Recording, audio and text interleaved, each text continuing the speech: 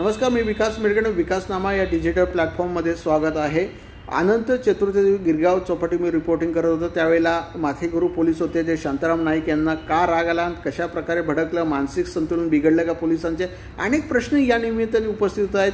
त्यामुळे पार्किंगच्या नावाखाली वाद माझ्याशी घातला आणि थेट त्यांनी मला कानशिलात मारली. या प्रकरणाची राज्य सरकार चौकशी करते. DCP लेवलवर अधिकारी चौकशी करते. आज देवन भारती जे मुंबई पोलीस आयुक्त त्यांची भेट घेतली. त्यांनी सुद्धा दिलगिरी व्यक्त केली की अशा प्रकारची गोष्ट व्हायला नको. मी माफी मागायला तयार. मी म्हटलं माफी मागण्याचा प्रश्न नाही, अशा अधिकाऱ्यांवर कारवाई झाली पाहिजे, ही भूमिका माझी आहे. त्यामुळे त्यांच्यावर जे आहेत विभागीय चौकशी सुरू झालेली आहेत आणि भविष्यामध्ये त्यांना प्रमोशन कुठे मिळणार नाही आणि त्यांचे भत्ते जे आहेत ते सगळे रोखले जातील, अशा प्रकारचं आश्वासन, अशा प्रकारची कारवाई जी आहे ती त्यांनी सुरू केलेली आहे.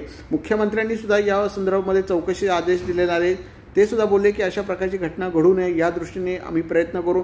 त्यामुळे पोलिसांचं आणि पत्रकारांचं नातं हे नेहमी सलोख्याचं असलं पाहिजे. काही बंदोबस्त वगैरे वाद होऊ शकतात, मग मात्र पोलिसांनी अशा प्रकारे का वागलं, माथेगुरू पोलीस प्रशासनात आहेत का, पोलिसांवर खरं तर मानसिक संतुलन बिघडलं आहे का, पोलिसांचे काही प्रश्न निर्माण झालेत का अजून या संदर्भामध्ये, हे सगळे प्रश्न या निमित्ताने उपस्थित होत आहे. त्यामुळे पार्किंगच्या नावाखाली वाद घातला, कानशिलात मारला, त्याचं मानसिक संतुलन किती बिघडलं आहे का, हे पोलिसांनी तपासणं योग्य आहे. त्यामुळे माझ्या प्रकरणावर सगळे पत्रकार संघटना राज्यभरामधून जो निर्देश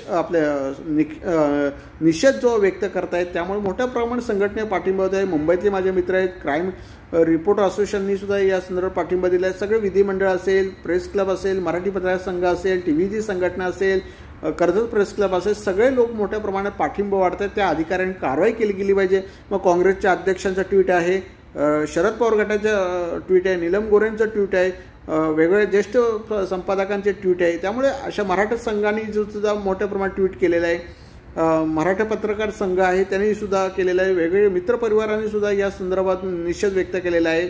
तर त्यामुळे अशा प्रकारची कारवाई जी त्यांच्यावर होणं आवश्यक आहे, मात्र त्यांना निलंबित करता येणार नाही, कारण एवढ्याशा गोष्टी असं सुद्धा पोलिसांचं म्हणणं आहे. त्यामुळे विभागीय चौकशी सुरू झालेली आहे. योग्य त्या वेळेला आम्हाला पोलिसांकडून, विभागाकडून न्याय मिळेल अशी अपेक्षा आहे. मात्र ज्या पद्धतीने पत्रकारावर हल्ला करण्याचं काम जर पोलीस दलात करत असतील, हे दुर्दैवी आहे.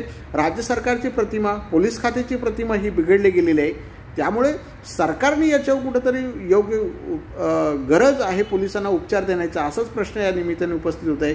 त्यामुळे माझ्या पाठीशी अनेक मित्र मोठ्या प्रमाणात आहेत, हे मात्र नक्की. धन्यवाद.